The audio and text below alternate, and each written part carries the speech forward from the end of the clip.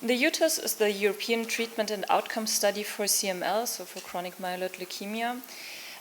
Generally, the story of CML treatment in the last 15 years has been a story of great success because since the introduction of the tyrosine kinase inhibitors, which is a new kind of medication, has prolonged the survival and the prognosis of CML patients greatly.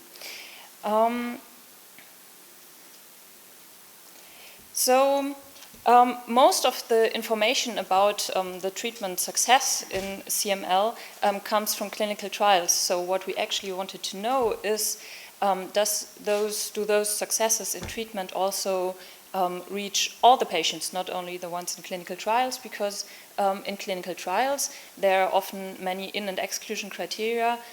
So you have to be very careful as a doctor on what kind of patients you can apply those research results to. So patients might be strongly selected. So the aim of this population-based registry was to see if all patients in Europe profit from research results and receive similar treatment and outcomes as we see in clinical trials. So the European Leukemia Net set up a cooperation with Novartis to set up a truly European population-based registry to capture all newly diagnosed patients with CML in Europe, which it was possible in 20 countries with over 90 million inhabitants.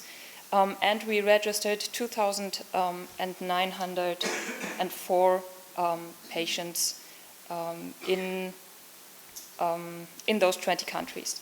And the way we did that was with a online clinical report form.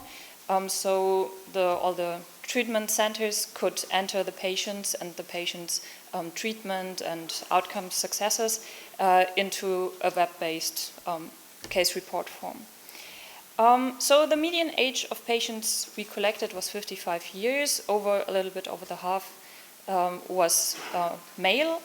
And 90% were diagnosed at early stage, which is very good because CML is a rather rare disease. So not the first idea the doctor has is, oh, this patient has CML. So as it is important to have to see the patients early, it is very good that a lot of patients are diagnosed in early stage. 80% of the patients received the standard treatment, like it is recommended in the guidelines, that is called imatinib. Newer treatments were mostly used within clinical trials or in patients with chromosomal abnormalities. But the newer treatments are really new, so this data, we started to collect patient data in 2008, so a lot of the newer treatments are really new, so it's not very astounding that they are used in clinical trials. And most importantly, if we look especially at the patients diagnosed in early stage of disease, we see similar results like in the clinical trials. So after 12 and 24 months, the survival of patients is still 98 and 95% respectively. So those are very good results.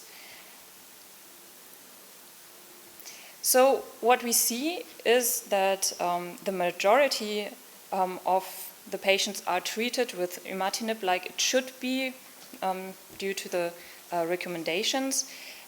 We see that despite of the high costs of those tyrosine kinase inhibitors, they're very expensive. The price is different in different countries, but it's still everywhere it's high. So we see a lot of patients treated with that anyways, which is good because patients now survive so long. So it's really a lifelong cost that you have here.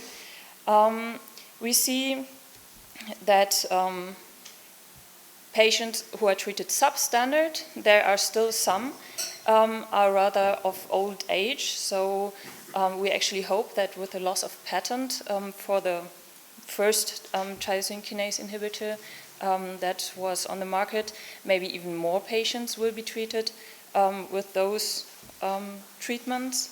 And one very important side effect of the whole study we had here was that we now have a truly European collaboration of a lot of people working in this field, and on this, building on that cooperation, we have those really innovative data now, because it's really the first data of that kind we have on a truly population-based, so where all patients are collected, all the patient data are collected from patients all over Europe.